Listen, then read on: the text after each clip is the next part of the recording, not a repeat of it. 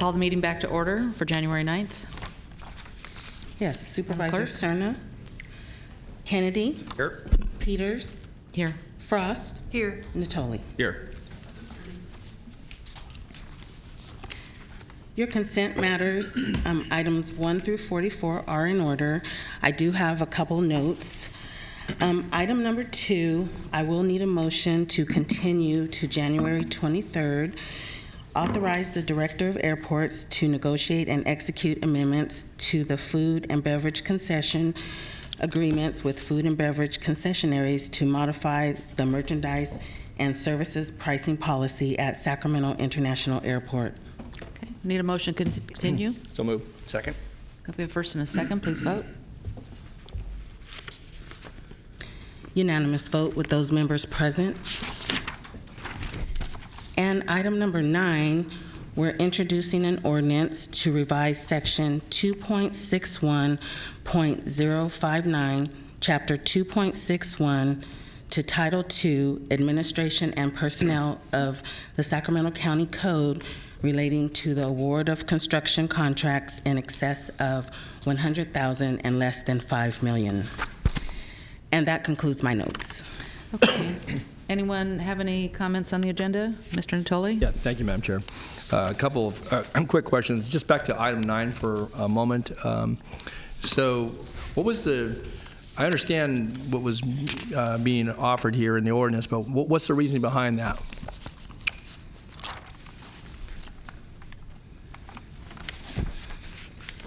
Mike Morris, our General Services Director, is coming. I know we've delegated, obviously, authority to award, but now we want to delegate authority to basically reject all bids. Yeah, it was members of the board, Mike Morris with the Department of General Services. This was simply a logistics issue. Each time a bid award came forth, if it did not meet the particular criteria in that ordinance, we had to come back to the board with a separate board action requesting to allow us to reject all bids and go back out to bid. Just that process can take 8 to 10 weeks. And when you're coming into a new construction period, that can be 8 to 10 weeks that you lose in the weather or the bidding activity. So the intent here is that within the confines of the board letter is this would alleviate that amount of time as we would be able to make that determination and go right back out to bid again. Submit the communication, receive and file, notifying the boarding that that has occurred, and so it just saves that time. And also, Supervisor Natoli, this does require written notice back to the board in the next public meeting. Yeah, I noted that on the next agenda. So if there are changes in the project scope and or engineer's estimate, then this is not delegated, it comes back to this board then?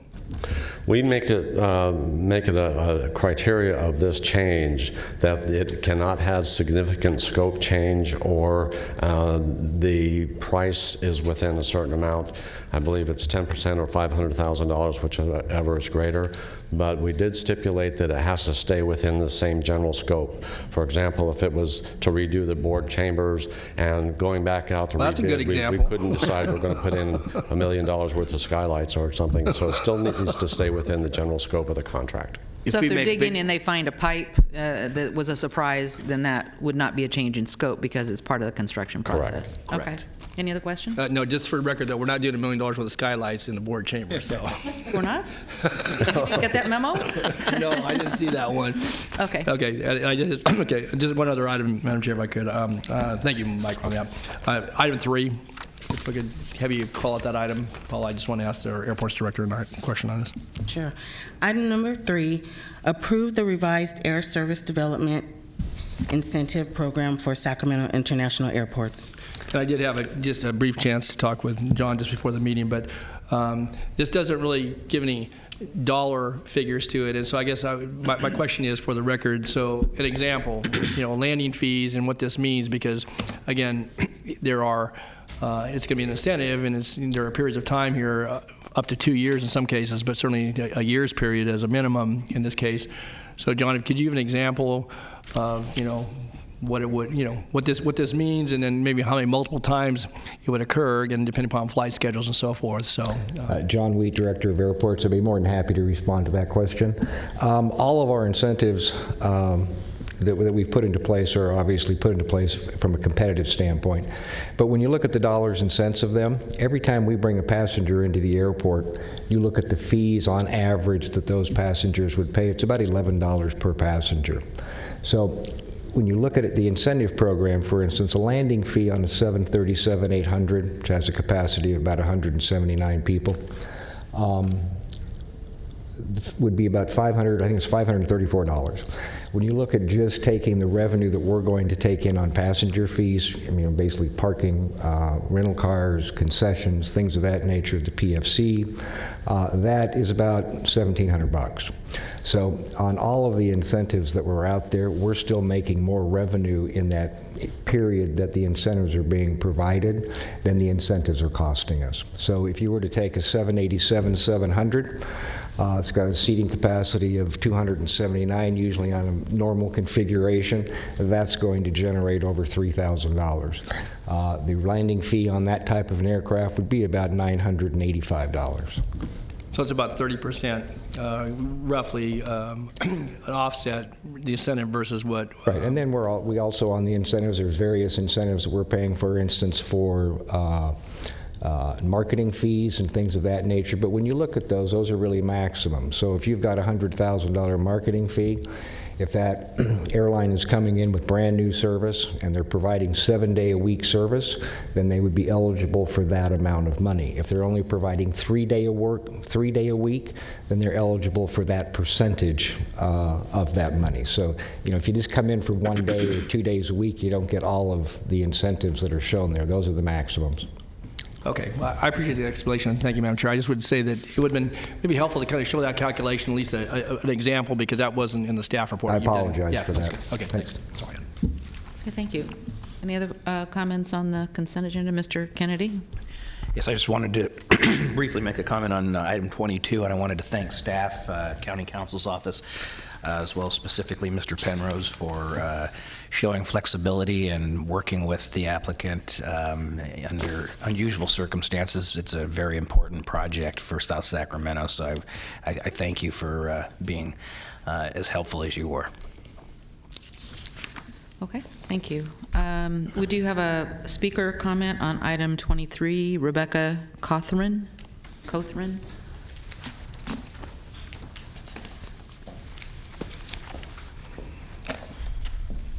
Hi, I'm mostly coming here today Please because... introduce yourself. Oh, I'm sorry. My name is Rebecca Cothran. I live in District 1. Thank you. And I've been paying attention to what's been going on with Gibson Ranch Park and what you guys have been discussing with continuing the park operations. And my current concern is with Doug Osee saying that he wants to run for California governor. And I'm concerned about how he's actually going to be able to campaign and maintain the park at the same time. Okay, So that's thank my you. concern. Thank you. Thank you. Mr. Leatherman, do you want to comment at all? I mean, it's a long way till November, I would say first, and I think he has a manager. Thank you, Jeff Leatherman, Director of Regional Parks.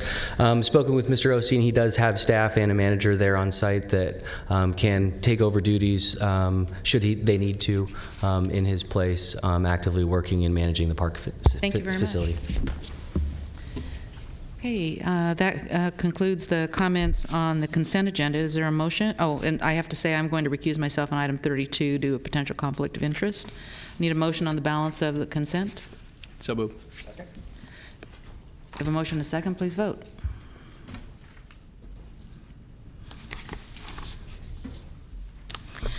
Unanimous vote with those members present, and let it reflect that Supervisor Peters recused herself from item number 32. Okay. Thank you. Next item, please.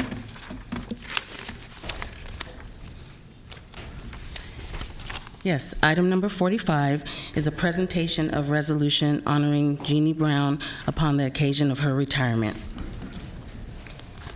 Are you doing it? Because I don't have the resolutions. Okay, would Janine Brown please come forward?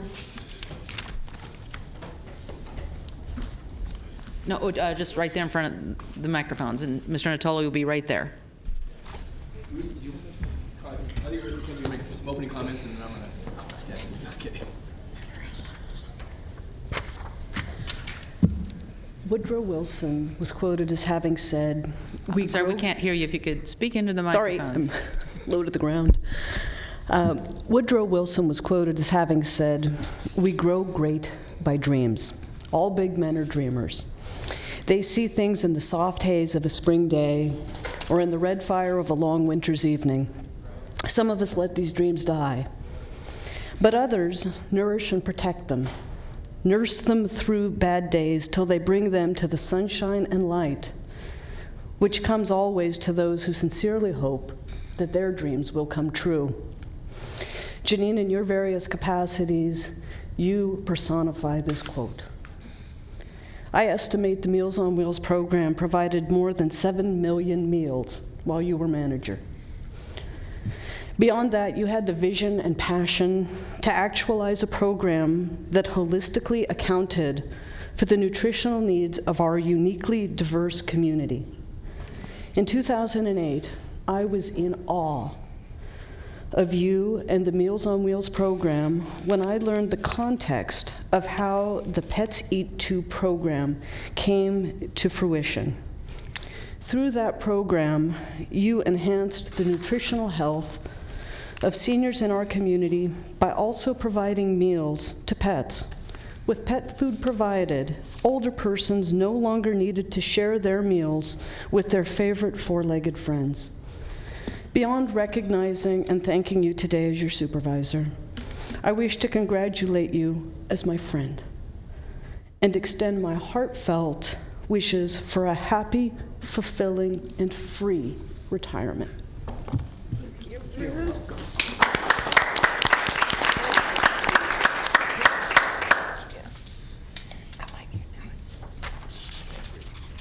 A presentation from Mr. Natoli now. Yes.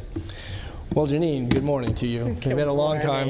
And we're going to, needless to say, we're going to miss you greatly. And I think certainly Ruth captured a lot of the essence of your work and certainly what has personified, I think, your years of public service, certainly since you came to the county through the Sacramento Housing Redevelopment Agency back in 1990 now. And I know I've had the good fortune, I'm sure other members of the board have, certainly of not working directly with, certainly to see Janine in action over the years, and her passion for certainly serving people in this community, but in large part the seniors and those that have no other means or very little support in their family structure and in their community structure, either by providing meals directly to their homes, but certainly at the congregate sites as well. And Janine followed the progress of that program, the ups and downs, and in the early years under the umbrella of the SHRA, Janine was working in nutrition services program there. And then the world kind of came crashing down. Well, first it was a transfer to the Department of Human Assistance, and then when the recession hit, it hit big, obviously, in many different places. And you know, Janine and certainly Ruth and many associates and people throughout this county spent many hours in these chambers as we debated the viability, the financial ability for this county to support some very critical services for people in this community. And as disappointing as some of the decisions were that we made, Janine, certainly, and her colleagues, and I know she'll speak in a moment about the folks that she's had a chance to work with, again, worked very closely with this board, with our community, as we, again, transferred that program to a community provider, Asia Community Services, and who's done certainly a stellar job on the Meals on Wheels, and I think makes certainly this community proud. But I think Janine, and knowing that something that she had nurtured and worked to build, and to come before this board on many occasions to plead for additional dollars because of the waiting list. At one time, I wasn't like over 1,000 people on the waiting list, or close to it.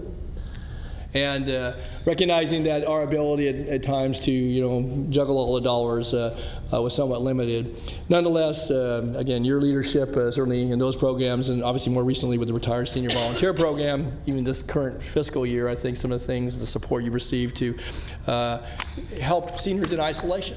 Again, it's one thing certainly to provide the nutrition that they need, but also then to do that wellness check-in and to provide some assurance to those who may be homebound or living independently, but in a very vulnerable state. And so, all that being said, I just want to say that I know throughout the entirety of your career, certainly in public service, Janine, you've brought that passion, that dedication to serving folks who, in a lot of cases, were very, very vulnerable.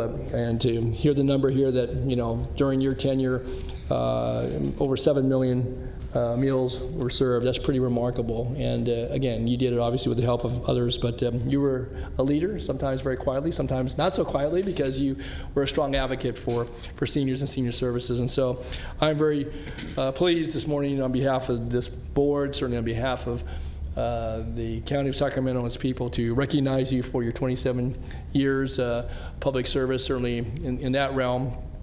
For your dedication to helping those who in a lot of cases were not able to help themselves, and for making a tremendous difference in the lives of seniors in our community. I know that, again, beyond just your passion and a deep love for this community and for its people. And so I join with Ruth and with my colleagues on the board and with the broader community, and certainly wishing you well, congratulating you on a job well done.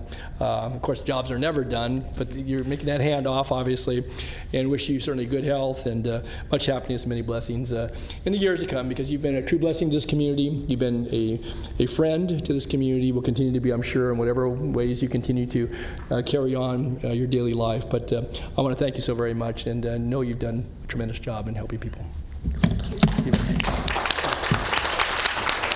Here we go. Thank you. And Eric wants to take a picture. Oh, everyone take a picture? Okay. Okay. And then we want to say some words. That's nice. Good. Okay, Jeannie. All right, it's your turn at the podium. Thank you. Good morning.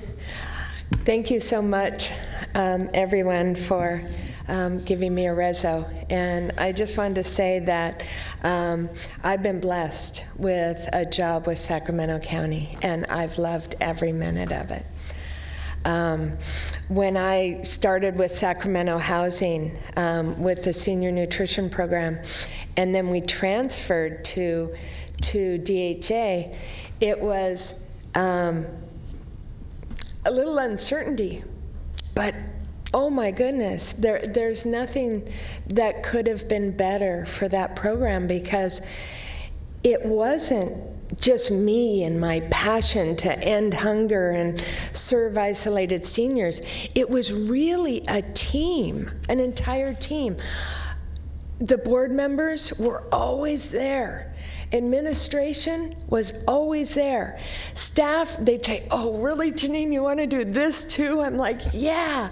And we were really unhappy when we went home on the weekends, because one day a lady told the driver, she said it was a Tuesday, and there had been a Monday holiday. And on Tuesday, when he arrived, she said, oh, I get to eat today? And it just broke our hearts. So that's when we started with the frozen meal program. We said, we can give extra meals. They don't cost that much. We're already going to the house.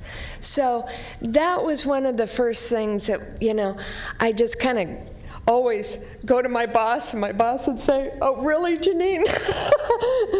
Deborah Morrow was always the receiver of that.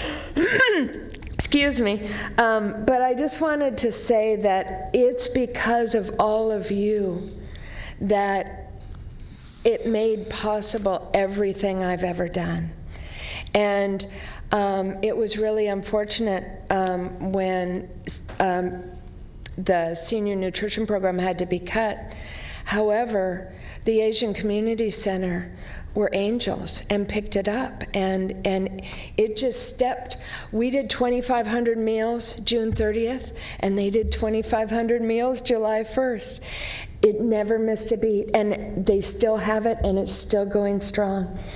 And then I was blessed by Paul Lake to go into senior volunteer, and there couldn't have been a better transition. It was perfect, and he knew it, and it took me a few minutes to realize that, but it was the same thing, working with isolated seniors. And Nav, he supported the Senior Isolation Initiative, which we now started, and we're going to make sure that isolated seniors are able to, and it's those that make more than the income requirements for public services, but yet don't make enough to buy the same services.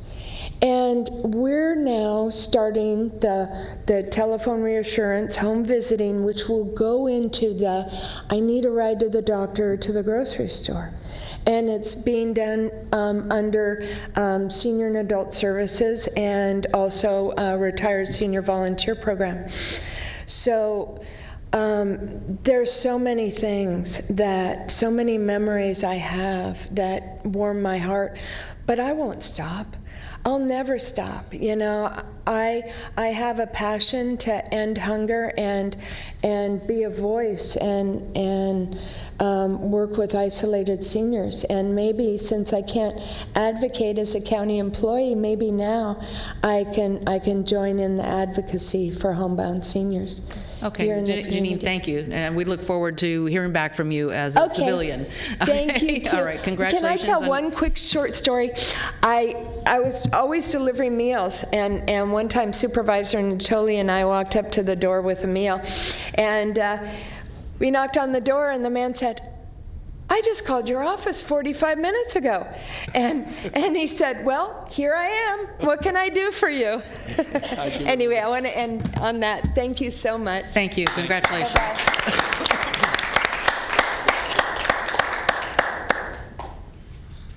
Next item, please. Item 46, presentation of resolution congratulating Weave upon the occasion of its 40th anniversary. And Beth has it? Dolly has a presentation to Beth Hassett on this item.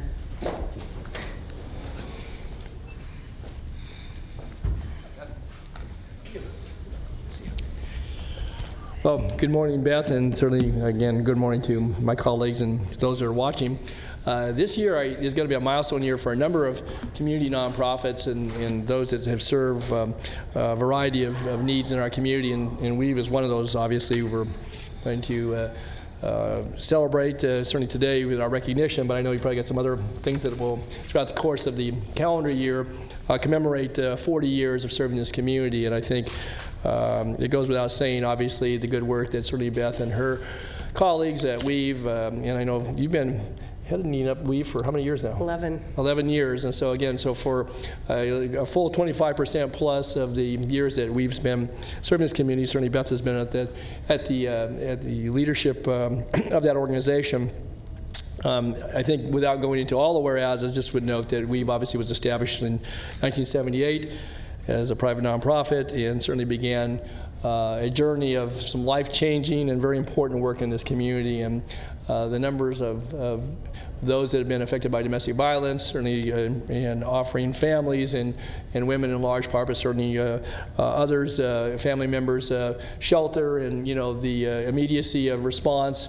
And then over the years, also operating the rape crisis line. In fact, you're the only provider, have been for many years, to offer that service and outreach for folks that are in desperate straits, depending upon their circumstances. Obviously, they come to this organization and seeking assistance and obviously shelter and all the things that go with trying to heal from some very traumatic and violent situations. And so there's no question, though, that Weave has been stellar in its work. You can't hardly, if there's a news story related to domestic violence, to issues of a policy nature at the state and federal level, whether it's Beth or one of her colleagues, Weave is turned to as a spokesperson organization for how this community would react, how we would support, or maybe in some cases oppose some of the actions that might be considered at the state and federal level. But I would just note that over the course of any given year, you respond to like more than 10,000 calls. You have, approximating some 20,000 bed nights for, women and children and those that are seeking shelter, other family members. And your intervention in so many different situations that I'm sure the stories would just, probably break our hearts, but warm our hearts in some cases of, the help you provided for folks that have been in very, very dire straits, but have, obviously been able to heal and recover because of Weave services. And so it is my pleasure on behalf of this board, and certainly on more broadly on behalf of a very grateful community, Beth, to recognize Weave on 40 years of serving this community, and we certainly want to wish you well as you embark upon the next 40 years of doing what you do, and certainly thank you for your leadership and for your good work over the years. And so with that, I present this resolution on behalf of the Board of Supervisors. So, thank you. Thank you. I want to thank the county for continued support of our work so that we can continue to partner with survivors of domestic violence, sexual assault, and sex trafficking, and ensure that they have the resources they need to move forward. And thank you, too, for the contracts we have. We're very proud to provide counseling to CPS clients who are working to get their children back, to provide housing to victims, and to be the response team that works with the children who are commercially sex trafficked. And thanks to the county for your ongoing support of Weave, and we hope to not be here in 40 years. So thank you. Thank you, Beth.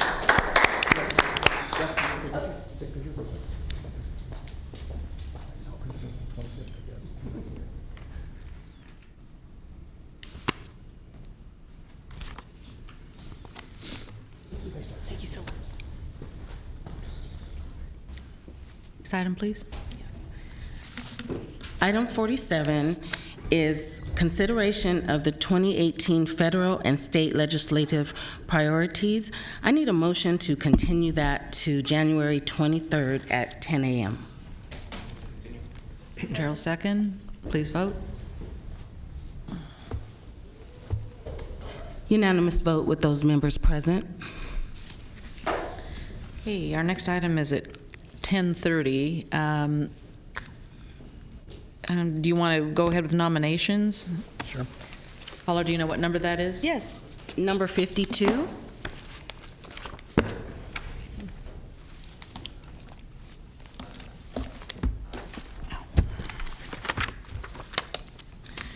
Okay, you want to call it? Yes, item 52 is your nominations.